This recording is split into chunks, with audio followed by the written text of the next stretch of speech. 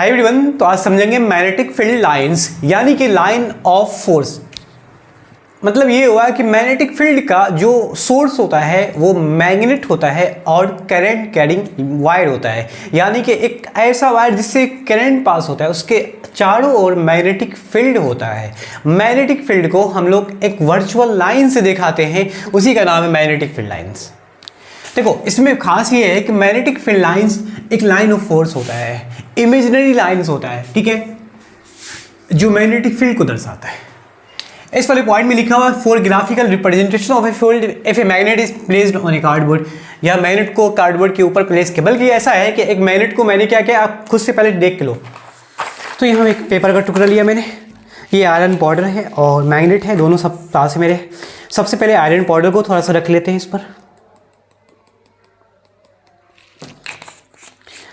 अब मैग्नेट को इसके नीचे लाएंगे, जस्ट नीचे में।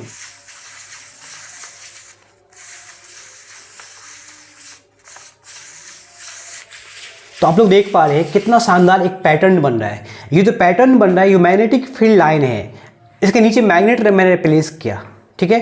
अब जैसे मैग्नेट को हटा दिया तो कोई फ़र्क पड़ने वाला नहीं है, लेकिन जैसे ही फिर मैग्नेट के नीचे लाकर फिर से अगर मैं सिंपल ऐसे लाके करूँ कुछ नहीं होगा, क्योंकि इसके नीचे मैग्नेट है नहीं, देख सकते हैं आप। लेकिन इसके नीचे मैग्नेट जस्ट नीचे और नीचे ले जाएंगे, उसके बाद जब मैं करूँगा तो एक पैटर्न बन रहा है। इसका मतलब है मैग्नेटिक फील्ड जो है वो मैग्नेटिक फील्ड लाइन बन रहा है मैग्नेट के आसपास में। तो आपने देखा कि मैंने एक मैग्नेट को कार्डबोर्ड या पेपर के नीचे प्लेस किया और उसके ऊपर मैं एक आयरन फिलिंग रख दिया, आयरन फिलिंग को थोड़ा सा स्प्रिंकल कर छेड़ दिया, ठीक है। उसके बाद जैसे मैग्नेट को थोड़ा थोड़ा, जैसे कार्डबोर्ड को थोड़ा थोड़ा धीरे धीरे हिलाया, तो उसके बाद आप पैटर्न जो देखा है, एक जो दिख रहा था पैटर्न आपको, वो मैग्नेटिक फील्ड लाइन दिख रहा था। एक्चुअली वो मैग्नेटिक फील्ड लाइन है। अब वो इस फॉर्म में बनेगा, जैसे आपने देखा भी है, नॉर्थ पोल है मैग्नेट का, तो इस फॉर्म में दिख रहा होता। इसमें एक डायरेक्शन है, डायरेक्शन उसको हम ले सकते हैं मैग्नेटिक कंपास से, north pole and south pole, ठीक है। चलिए अगला पॉइंट कहता है कि magnetic field line always being from north pole. North pole से मैग्नेटिक फील्ड लाइन निकलता है और टर्मिनेट होता है साउथ पोल पर। और याद रखिएगा, हमेशा क्लोज लूप बनाएगा। मैं आपको डायग्राम में ही क्यों ना समझा दूं, इतने सारे जो लिखा हुआ है, ठीक है, मैं आपको डायग्राम में समझाता हूं। तो देख सकते हैं कि एक बार मैग्नेट है जिसका नॉर्थ पोल है और साउथ पोल। नॉर्थ पोल से मैग्नेट निकल रहा है और जा रहा साउथ पोल की तरफ। फिर अंदर में क्या होगा, साउथ से नॉर्थ आएगा। मतलब ये हुआ कि एक क्लोज लूप हुआ। मैग्नेटिक फील्ड लाइन को एक इमेजिनरी लाइन जो दिख रहा है आपको, वो एक इमेजिनरी लाइन है, एक वर्चुअल लाइन है जो आप देख सकते हो यहाँ पर।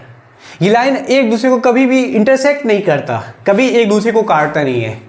अगर काटेगा तो वहाँ पे एक से ज़्यादा इंटरसेक्ट पॉइंट होगा, एक से ज़्यादा एक कह सकते हैं डायरेक्शन हो जाएगा मैग्नेटिक फील्ड लाइन का, जो कि एक ही डायरेक्शन होता है। क्लोज लूप बनाएगा। मैग्नेट के पोल्स के आसपास देखोगे मैग्नेटिक फील्ड का जो डेंसिटी होता है वो ज़्यादा होता है, बहुत ज़्यादा होता है। ज़्यादा अट्रैक्शन पावर जो होता है वो अट्रैक्शन या रिपल्सन पावर ज़्यादा होगा पोल्स के पर। फिर बीच में आएंगे वहाँ मैग्नेटिक फील्ड लाइन थोड़ा कम हो जाएगा, मैग्नेटिक फील्ड की डेंसिटी कम हो जाएगी, है ना। इस तरह से क्लोज लूप बनेगा।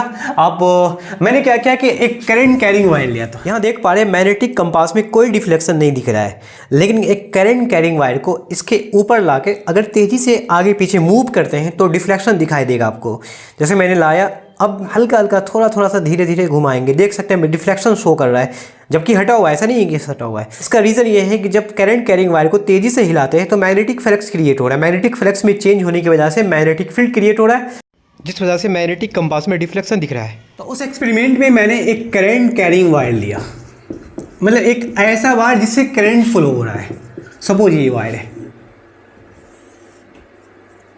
इसके चारों ओर मैग्नेटिक फील्ड क्रिएट हो रहा है। इसका पता लगाने के लिए हमने कंपास रखा, नीचे में पैरेलल रखा। कंपास में कोई डिफ्लेक्शन जहां नहीं हो रहा था, लेकिन जैसे ही करंट फ्लो हुआ, जैसे ही हमने वायर को तेजी से घुमाया, तेजी से बल्कि धीरे धीरे भी, तो मैग्नेटिक कंपास में डिफ्लेक्शन दिखाना शुरू हो गया। इसका रीज़न क्या होता है कि मैग्नेटिक फील्ड उसके पास है। एक्चुअली ये होता है कि मैग्नेटिक फील्ड को हम दिखाते हैं मैग्नेटिक फील्ड लाइन से। अब मैग्नेटिक फील्ड लाइन को हम तेज़ी से आगे पीछे घुमाते हैं तो वो होता है मैग्नेटिक फ्लक्स। मैग्नेटिक फ्लक्स होता है जिसको हम डेल बी से डिनोट करते हैं।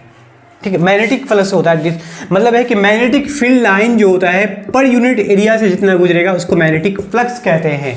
मैग्नेटिक फ्लक्स की वजह से वो डेविएशन दिखा रहा था। किसी वायर में मैग्नेटिक फील्ड के उसके चारों ओर जो मैग्नेटिक फील्ड होगा उसका क्या डायरेक्शन, ऑब्वियसली मैग्नेटिक फील्ड को मैग्नेटिक फील्ड लाइन से डिनोट करते हैं, तो उसका क्या डायरेक्शन होता है, नॉर्थ टू साउथ। लेकिन उस वायर में डायरेक्शन क्या होगा, सबसे पहले हम क्या करें, ये जो नियम होता है वो होता है मैक्सवेल का। मैक्सवेल अपने दाएं हाथ के मतलब राइट हैंड को इस तरह से मतलब वायर को पकड़ा कि जो फिंगर थंब है हमारा वो थंब करंट का डायरेक्शन बताएगा, और बाकी जो उंगली है ना वो रेस्ट ऑफ जो फिंगर है वो आपको मैग्नेटिक फील्ड का डायरेक्शन बताएगा।